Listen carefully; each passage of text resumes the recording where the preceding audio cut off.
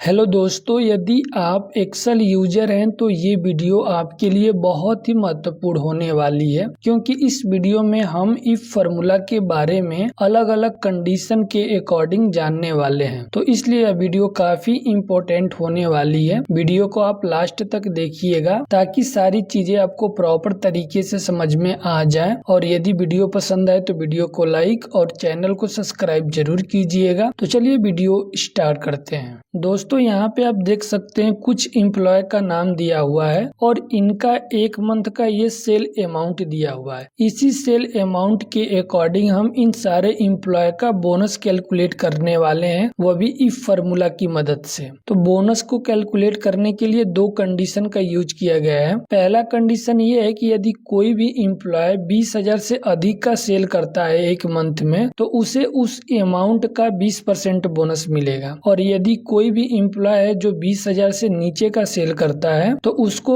उस अमाउंट का 10% बोनस मिलेगा। तो ये दोनों कंडीशन के अकॉर्डिंग कैसे हम किसी भी एम्प्लॉय का बोनस कैलकुलेट करेंगे, चलिए जान लेते हैं। तो दोस्तों सबसे पहले हम उस सेल को सिलेक्ट करेंगे जहाँ पे हमें बोनस को कैलकुलेट करना है। तो फर्स्ट वाले सेल पे क्लिक करके हम इक्वल टू बटन प्रेस कर देंगे और इक्वल टू बटन प्रेस करने के बाद यहाँ पे टाइप करेंगे इफ। तो आप देख सकते हैं इफ से रिलेटेड सारे फार्मूला आ चुका है और उसके बाद हम टैब बटन प्रेस कर देंगे तो ये फार्मूला एक्टिव हो जाएगा। तो पहला कंडीशन हमारा ये है कि यदि कोई भी एम्प्लॉय 20,000 से अधिक का सेल करता है तो उसको 20% का डिस्काउंट मिलेगा। तो यहाँ पे हम सबसे पहले ये जो सेल अमाउंट है इसको सेलेक्ट करेंगे और सेलेक्ट करने के बाद यहाँ पे ग्रेटर देन का सिंबल लगाएंगे। उसके बाद इक्वल टू प्रेस करके यहाँ पे हम 20,000 टाइप करेंगे। उसके बाद हम कॉमा लगाएंगे और कॉमा लगाने के बाद ये जो सेल अमाउंट है इसको सेलेक्ट करेंगे, क्योंकि हमें इसी का 20% बोनस कैलकुलेट करना है, इसलिए मैंने यहाँ पे क्लिक किया। उसके बाद यहाँ पे हम इनटू का सिंबल लगाएंगे और यहाँ पे हम 20% टाइप कर देंगे। तो हमारा पहला कंडीशन हो चुका है कि यदि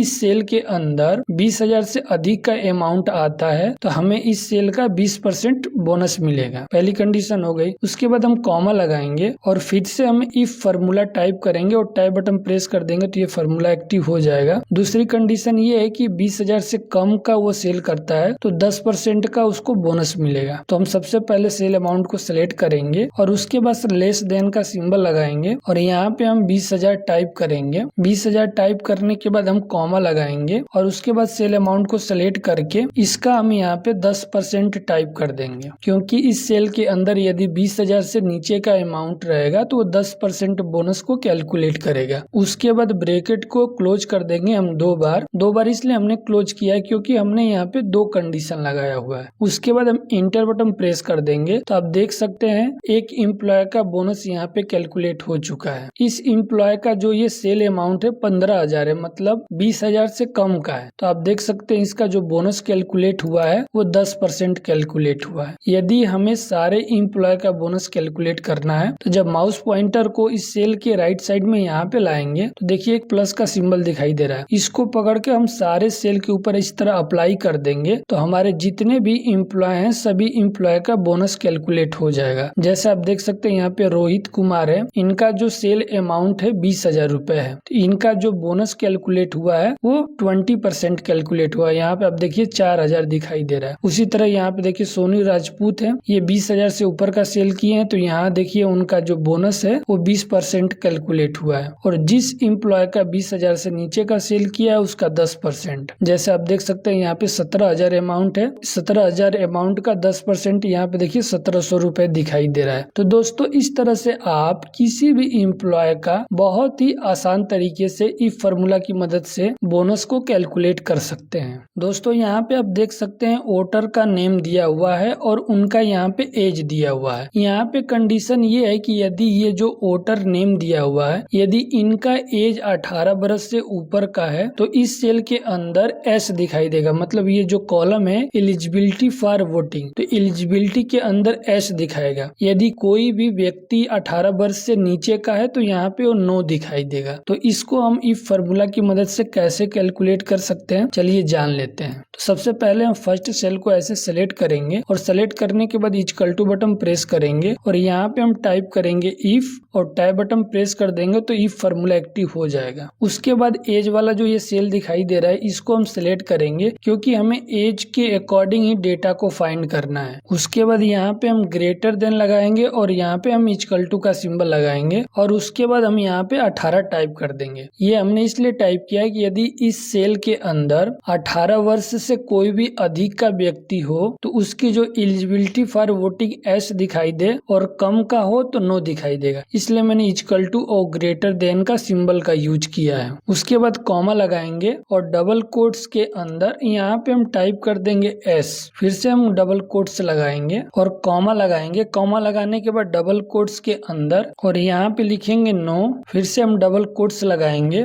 और ब्रैकेट को क्लोज करके हम इंटर बटन प्रेस कर देंगे। तो आप देख सकते हैं यहाँ पे ये डेटा फाइंड हो चुका है। इस फॉर्मूला को यदि हम सारे सेल के अंदर अप्लाई करना चाहते हैं तो माउस को यहाँ पे राइट साइड में लाएंगे और ऐसे सभी सेल के अंदर इसको फिल कर देंगे। तो अभी देखिए यहाँ पे जो एलिजिबिलिटी फॉर वोटिंग का है सारे मेंबर का दिखाई दे रहा है। जैसे आप देख सकते हैं ये यहाँ पे रोहित कुमार है जिनकी एज 17 वर्ष है, तो उस कंडीशन पे यहाँ पे देखिए नो दिखाई दे रहा है। और जिस भी व्यक्ति का 18 वर्ष से ऊपर का एज है वहाँ पे देखिए एस दिखाई दे रहा है। जैसे यहाँ पे देखिए 24 है, 28 है, 29 है, 31 है, तो यहाँ पे एस दिखाई दे रहा है। तो दोस्तों इस तरह से आप इफ फार्मूला का यूज कर सकते हैं। दोस्तों यहाँ पे आप देख सकते हैं स्टूडेंट का मार्कशीट दिया हुआ है और इन सारे स्टूडेंट का सब्जेक्ट वाइज यहाँ पे टोटल दिखाया हुआ है। इन टोटल नंबर के अकॉर्डिंग हम डिवीजन फाइंड करने वाले हैं सारे स्टूडेंट का, वह भी इफ फार्मूला की मदद से। कंडीशन ये है कि कोई भी स्टूडेंट यदि 350 से ऊपर नंबर पाता है तो वो फर्स्ट डिवीजन के अंदर आएगा। सेकेंड कंडीशन ये है कि यदि कोई भी स्टूडेंट 300 और 350 के बीच का नंबर पाएगा तो वो सेकेंड डिवीजन के अंदर आएगा। और तीसरी कंडीशन ये है कि यदि कोई भी स्टूडेंट 250 और 300 के बीच में नंबर पाता है तो वो थर्ड डिवीजन के अंदर आएगा। और यदि कोई भी स्टूडेंट है जो 250 से नीचे नंबर पाएगा उस कंडीशन पे वो फेल दिखाई देगा। तो मतलब हमारे पास 4 कंडीशन है और इन कंडीशन को हम अपने डेटा के अंदर कैसे अप्लाई करेंगे तो चलिए जान लेते हैं। तो सबसे पहले हम उस सेल को सिलेक्ट कर लेंगे जहाँ पे हमें इन कंडीशन को अप्लाई करना है। तो इस सेल को सिलेक्ट करके हम इक्वल टू बटन प्रेस करेंगे और प्रेस करने के बाद यहाँ पे हम टाइप करेंगे इफ और टैब बटन प्रेस कर देंगे तो ये फॉर्मूला एक्टिव हो जाएगा। उसके बाद हमें टोटल नंबर के अकॉर्डिंग निकालना है, तो हम टोटल नंबर को ऐसे सेलेक्ट करेंगे। उसके बाद ग्रेटर देन इक्वल टू और 350 यहाँ पे टाइप करेंगे। फिर हम कॉमा लगाएंगे और डबल कोट्स के अंदर यहाँ पे हम फर्स्ट लिखेंगे। उसके बाद दोबारा से डबल कोट्स लगाएंगे और उसके बाद हम कॉमा लगाएंगे। फिर से हम इफ फार्मूला टाइप करेंगे और टैब बटन प्रेस कर देंगे, फार्मूला एक्टिव हो जाएगा। दूसरी कंडीशन हमारा ये है कि 300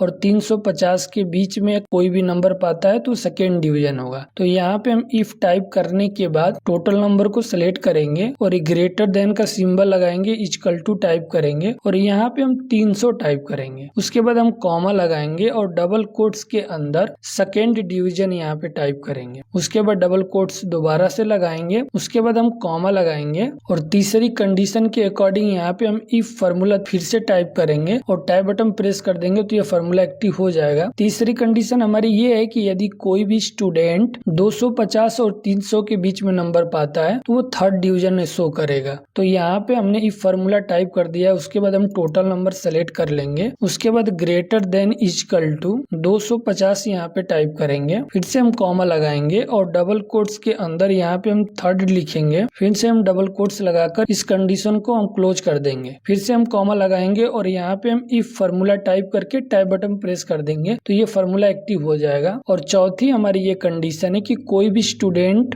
250 से कम नंबर पाता है तो वो फेल हो जाएगा। टोटल नंबर को हम सिलेक्ट करेंगे। उसके बाद यहाँ पे हम लेस देन का सिंबल लगाएंगे और 250 टाइप करेंगे। 250 टाइप करने के बाद कॉमा लगाएंगे और डबल कोट्स के अंदर यहाँ पे हम लिखेंगे फेल। फिर से हम डबल कोट्स लगाएंगे और 4 बार हम ब्रैकेट को क्लोज कर देंगे। 4 बार मैंने इसलिए क्लोज किया है क्योंकि यहाँ पे देख सकते हैं 4 कंडीशन अप्लाई हुआ है। ये सारी चीजें हमें टाइप करने के बाद हम इंटर बटन प्रेस कर देंगे तो आप देख सकते हैं इस सेल के अंदर ये फार्मूला अप्लाई हो चुका है। यदि हमें सारे स्टूडेंट का डिवीजन देखना है तो यहाँ पे जब माउस पॉइंटर लाएंगे राइट साइड में तो देखिए एक प्लस का सिंबल दिखाई दे रहा है। इसको पकड़ के हम सारे सेल के अंदर इस फार्मूला को फिल कर देंगे तो आप देख सकते हैं सारे स्टूडेंट का second division, third division, first division और फेल दिखाई दे रहा है इस कंडीशन के अकॉर्डिंग। तो दोस्तों इस तरह से आप किसी भी स्टूडेंट का बहुत बहुत ही आसान तरीके से इफ फार्मूला लगा के उनका फेल, पास और डिवीजन निकाल सकते हैं। दोस्तों यहाँ पे आप देख सकते हैं कुछ अकाउंट नंबर दिया हुआ है और इन अकाउंट नंबर को हमें मैच करना है कि ये दोनों अकाउंट नंबर सेम हैं कि नहीं। तो इस कंडीशन पे हम इफ फार्मूला की मदद से बहुत ही आसान तरीके से और कम समय में मैच करा सकते हैं। लेकिन यदि आप एक एक करके मैच कराओगे, जैसे आप एक एक नंबर मिलाओगे, तो आपको काफी टाइम लग जाएगा। तो कैसे हम इफ फार्मूला की मदद से मैच कर सकते हैं, चलिए जान लेते हैं। तो सबसे पहले हम फर्स्ट सेल को सिलेक्ट करेंगे और यहाँ पे हम इक्वल टू बटन प्रेस करेंगे। इक्वल टू बटन प्रेस करने के बाद यहाँ पे हम इफ टाइप करेंगे और टाइप बटन प्रेस कर देंगे तो ये फार्मूला एक्टिव हो जाएगा। उसके बाद हमें इन दोनों डेटा को मैच कराना है, तो इस सेल को ऐसे सिलेक्ट करेंगे। उसके बाद हम इक्वल टू प्रेस करेंगे। उसके बाद जो दूसरे सेल के अंदर डेटा दिया हुआ जिससे मैच कराना है उसको हम सिलेक्ट करेंगे और उसके बाद हम कॉमा लगाएंगे और हमारी कंडीशन ये होगी कि यदि ये दोनों डेटा मैच हो जाते हैं तो यहाँ पे y दिखाई दे। तो डबल कोट्स के अंदर यहाँ पे हम y टाइप करेंगे और दूसरी कंडीशन क्या है कि यदि ये दोनों डेटा मैच नहीं हो रहा है तो यहाँ पे हमें नो दिखाई दे। तो यहाँ पे हम डबल कोट्स के अंदर